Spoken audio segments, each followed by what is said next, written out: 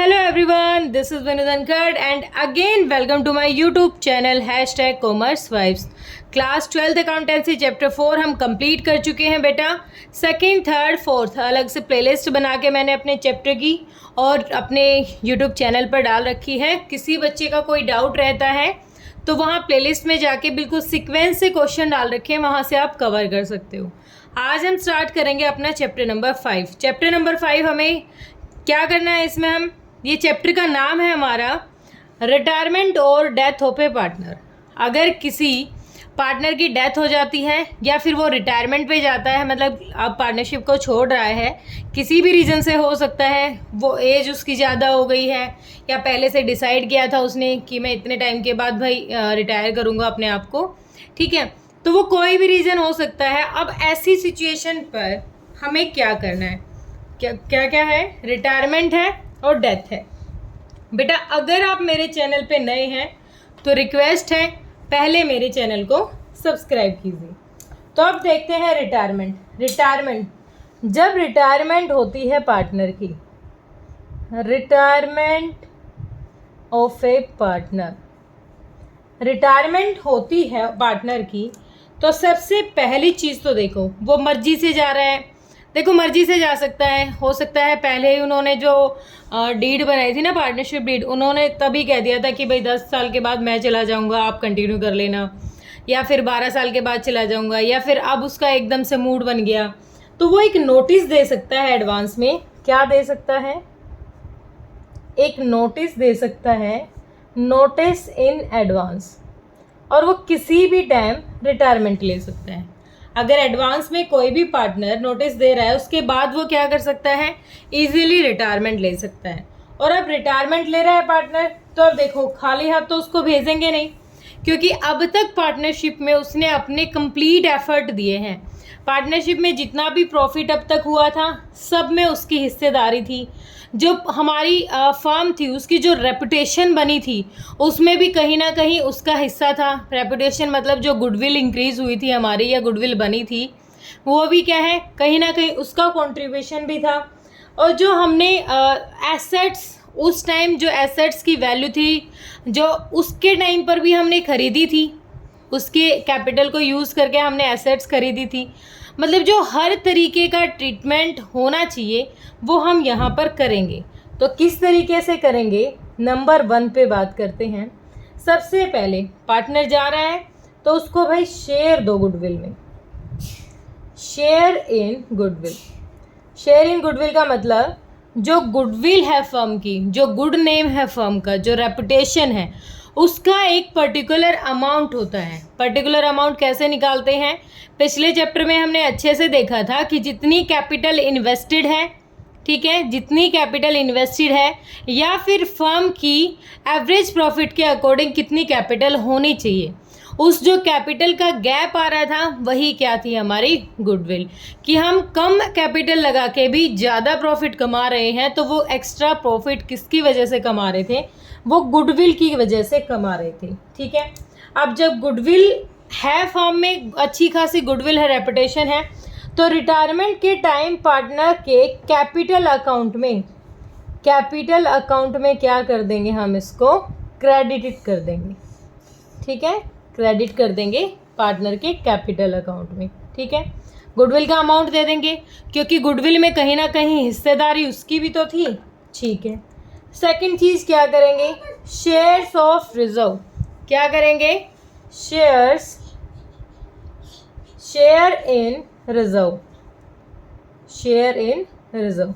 अब देखो हम क्या करते थे, हम प्रॉफिट का कुछ पार्ट फ्यूचर के लिए रख लेते थे, वही क्या था, हमारा रिजर्व। अब वो प्रॉफिट आया होगा तो कहीं ना कहीं जो रिटायरमेंट पार्टनर है उसका भी तो हिस्सा हुआ होगा उसमें, उस प्रॉफिट में उसकी भी तो मेहनत लगी होगी। तो जो रिजर्व दे रखा है क्वेश्चन में, उस रिजर्व को भी क्या करेंगे, हम डिस्ट्रीब्यूट करेंगे, ठीक है। रिजर्व को कैसे डिस्ट्रीब्यूट करेंगे, अगर कोई अनडिस्ट्रीब्यूटेड रिजर्व पड़ा हुआ है उसको भी सेम क्या करेंगे, उसके कैपिटल अकाउंट में क्या कर देंगे, क्रेडिट कर देंगे। कैपिटल अकाउंट में क्या कर देंगे, क्रेडिट कर देंगे। उसके बाद देखो अब हम थर्ड चीज़ क्या करते थे, जब हम पिछले क्वेश्चन में भी देख रहे थे ना, कोई गुडविल है, कोई रिजर्व है, सेक्रीफाइसिंग रेशियो, पीएसआर, सारी चीज़ें हमने की थी ना वहाँ पर। तो अब जो पार्टनर जा रहा है वो क्या क्या लेके जाएगा, ठीक है, वो देख लेते हैं। Share in revaluation, share in revaluation, share in revaluation of assets and liabilities. इसका क्या मतलब होता है? वैसे जिसने 4th चैप्टर बहुत अच्छे से किया है उसको बताने की ज़रूरत नहीं है। जो एसेट्स हैं फर्म की और लायबिलिटी, अब फ़िलहाल उनकी क्या वैल्यू है, मतलब फ़िलहाल प्रेजेंट में जब ये रिटायरमेंट पे जा रहा है पार्टनर, उस टाइम वो एसेट्स और वो लायबिलिटी, वो अगर कोई एसेट घट गई है, कोई लायबिलिटी घट गई है, तो वो वैल्यू निकालो उसकी। इस टाइम पर उनकी ओरिजिनल वैल्यू निकालो। अगर कोई एसेट घट गई है, एसेट डिक्रीज़ हो गई है और लायबिलिटी इंक्रीज़ हो गई है, तो फर्म के लिए क्या है? लॉस। फर्म के लिए है क्या? लॉस। और अगर कोई एसेट इंक्रीज़ हो रही है, एसेट क्या हो रही है? इंक्रीज़ हो रही है, और लायबिलिटी डिक्रीज़ हो रही है, तो ये है फर्म के लिए फ़ायदा। क्या है? फ़ायदा। अब जो यहाँ पर इस पोजीशन में आके, जब रिटायरमेंट हो रही है पार्टनर की, इस पोजीशन में आके देखेंगे कि जो एसेट्स और लायबिलिटी हैं उनको रीवैल्यू करेंगे, उनकी वैल्यू निकालेंगे कि अब फ़िलहाल उनकी वैल्यू क्या है। अगर लॉस आ रहे हैं तो लॉस का भी हिस्सेदार वो पार्टनर रहेगा, प्रॉफिट है तो प्रॉफिट का हिस्सेदार भी। इसके लिए रिवैल्यूएशन अकाउंट बनाते हैं, और रिवैल्यूएशन अकाउंट नॉमिनल नेचर का अकाउंट होता है। आप सबको पता है, 4th चैप्टर अच्छे से एक्सप्लेन हो चुका है, ज़्यादा डिटेल्स नहीं बताऊंगी, ठीक है। तो क्या क्या करेंगे? कोई रिजर्व पड़ा हुआ है, कोई वर्कमैन कंपनसेशन से कोई रिजर्व पड़ा है, या फिर इन्वेस्टमेंट इंक्रीज होने के लिए, इंक्रीज होने के बाद जो इन्वेस्टमेंट के लिए रखा था, किसी भी तरीके का रिजर्व है वो भी दे दो, गुडविल का अमाउंट है वो भी दे दो, रिवैल्यूएशन से प्रॉफिट है या लॉस वो भी ट्रांसफ़र कर दो। क्लियर है? पहली चीज़ तो है ये। अब देखो, ये तो है जो उसको मिलना चाहिए। अब यहाँ पर हमारी जो अकाउंटिंग ट्रीटमेंट है वो क्या क्या करेंगे, कौन कौन सी यहाँ पर हमारे सामने प्रॉब्लम आती है। पहले तो ये देखो कि हमारे सामने कौन कौन सी अकाउंटिंग प्रॉब्लम्स अराइज होती हैं। अकाउंटिंग प्रॉब्लम्स कौन कौन सी अराइज होंगी। अकाउंटिंग प्रॉब्लम्स मतलब उस टाइम हमें करना क्या क्या पड़ेगा।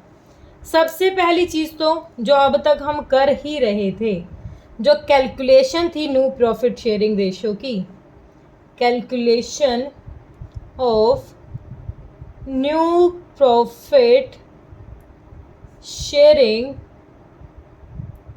रेशियो, पहली चीज़ तो यही कर रहे थे। And gaining ratio, sacrificing gaining ratio सिखाया था ना मैंने, old minus new. Gaining ratio of the continuous partners, जो आगे कंटिन्यू करेंगे कॉन्टिन्यू पार्टनर्स, उनकी गेनिंग रेशियो क्या आएगी। गेनिंग का मतलब जब कोई पार्टनर फर्म से जा रहा है तो वो अपना हिस्सा फर्म में ही छोड़ रहा है, फर्म में ही छोड़ रहा है, तो पुराने पार्टनर का जो पीएसआर था वो इंक्रीज हो जाएगा, वो गेन करेंगे। अगर कोई पार्टनर अपना हिस्सा छोड़ता है तो दूसरा पार्टनर डेफिनेटली गेन करता है। न्यू पीएसआर निकालेंगे और जो गेनिंग है वो रेशियो निकाल लेंगे, ठीक है। पहली चीज़ तो यही, अकाउंटिंग प्रॉब्लम्स का मतलब ही यहाँ ये कह रहा है कि हमें काम क्या क्या करना है, ठीक है, ये हो गया। उसके बाद सेकंड जो हमें वर्क करना है, जो गुडविल का ट्रीटमेंट करेंगे। अगर क्वेश्चन में ना दे रखी हो तो कैसे निकालेंगे, ट्रीटमेंट ऑफ गुडविल का ट्रीटमेंट कैसे करेंगे। थर्ड पॉइंट है हमारा accounting treatment of revaluation account, यानी एसेट्स और लायबिलिटी की जो इंक्रीज और डिक्रीज हो रही है वैल्यू, वो करेंगे। क्या करेंगे हम यहाँ पर, अकाउंटिंग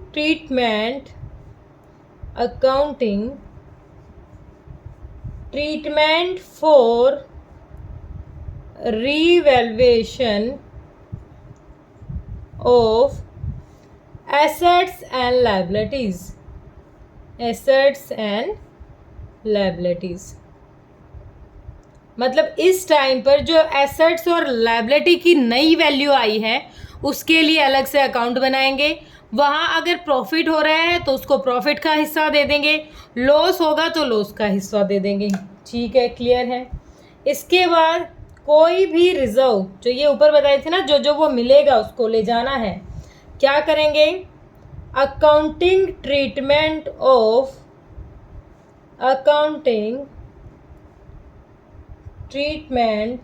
ऑफ रिजर्व, कोई भी रिजर्व पड़ा हो, ठीक है, कोई भी एक्यूमुलेटेड प्रॉफिट मतलब अनडिस्ट्रीब्यूटेड प्रॉफिट, कोई भी ऐसा प्रॉफिट जो बटा ना हो, जैसे बैलेंस शीट में दे देते थे ना कि प्रॉफिट एंड लॉस का क्रेडिट बैलेंस दे रखा है, ठीक है, या फिर कोई भी लॉस वो भी पार्टनर में बटेगा। फ़ायदा हो चाहे नुकसान हो, अब तक की जो चीज़ होगी वो रिटायरमेंट पार्टनर को ज़रूर मिलेगा। ठीक है, उसके बाद पेमेंट देंगे उसको कि वो रिटायर हो रहा है तो कुछ पेमेंट भी तो देंगे। बड़े बूढ़ों से सुना नहीं है, रिटायरमेंट पे आया तो इतने पैसे लेके आया। ठीक है, पेमेंट टू रिटायरिंग पार्टनर, उसका बैलेंस निकाल के पूरा कैपिटल का वो सारा अमाउंट पीछे तक का इकट्ठा करके सब कुछ उसको दिया जाएगा। क्लियर है। उसके बाद एक सबसे जो अच्छा पॉइंट है वो यहाँ पर ये है कि उस टाइम जो एडजस्टमेंट होगी कैपिटल की, एडजस्टमेंट ऑफ कैपिटल, हमने बहुत सारे मेथड किए हैं आप चैप्टर 4 में कैपिटल से related. Adjustment of capital in proportion to profit sharing ratio, हमने पिछले चैप्टर में किया था ना, प्रॉफिट शेयरिंग रेशियो।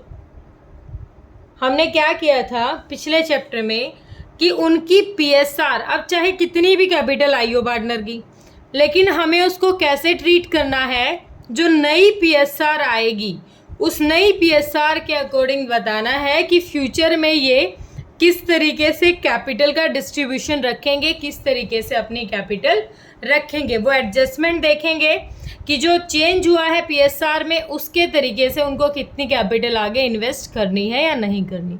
बड़ा ही सिंपल क्वेश्चन है। जिस बच्चे ने सेकंड, थर्ड और फोर्थ चैप्टर अच्छे से किया है, गारंटीड है उसको इस चैप्टर में 1% भी मेहनत नहीं करनी है। बिल्कुल सारी चीज़ें वही हैं। वहाँ सेक्रीफाइसिंग रेशियो निकाल रहे थे, यहाँ गेनिंग रेशियो निकालेंगे। वहाँ कोई नया पार्टनर आ रहा था तो वो बाकी पार्टनर को कुछ दे रहा था, यहाँ कोई जाएगा तो कुछ लेके जाएगा। ठीक है बेटा, बड़ा सिंपल चैप्टर होने वाला है, तो कंटिन्यू रखें आप चैप्टर को, बिल्कुल अच्छे स्टार्टिंग से सारी चीज़ें 1 to 1 बिल्कुल पॉइंट टू पॉइंट करने की कोशिश करें। ओके, और अगर आपको मेरी वीडियोस पसंद आ रही है तो प्लीज़ मेरे वीडियोस को ज़्यादा से ज़्यादा शेयर करें। थैंक यू सो मच बेटा।